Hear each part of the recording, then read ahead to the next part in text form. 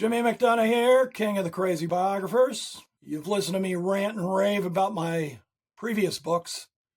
It is now time to tell you about my upcoming and last biography. Gary Stewart.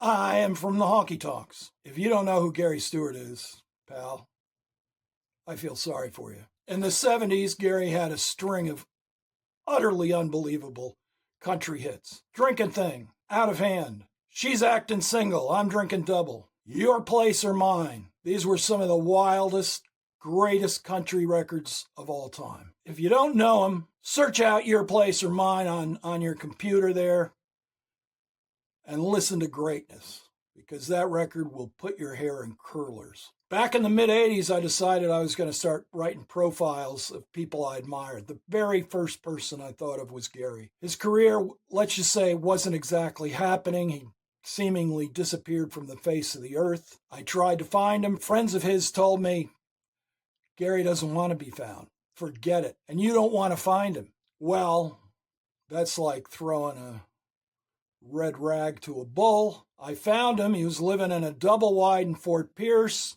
He told me if I found him a certain record, he'd give me an interview. I found the record within days. I think he thought I'd never find it. Needless to say, I was down there in the trailer and off we went. For some reason, I hit it off with Gary, his magnificent wife, Mary Lou. I wrote a story, my first for the Village Voice, and it was a big hit.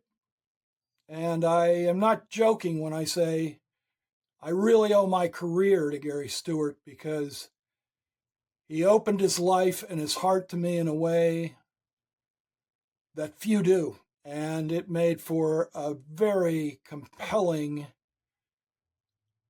intense story. I'd always planned to get back and write a book about Gary, but other books, life happened. I stayed in touch. I'd get little postcards from Mary Lou, boudoir shots of herself, and she'd written on the back, "Write a book about Gary, Jimmy." So I hadn't forgotten, they hadn't forgotten. Unfortunately, in 2003, Mary Lou passed, and then we lost Gary. It was a very grim turn of events. A day or two after this happened, Shannon, their daughter, called me and said, "So, you going to write the book?" It was such a Gary and Lou move. It left me breathless. And you don't say no to Shannon. It only took me another 22 years, but here we are.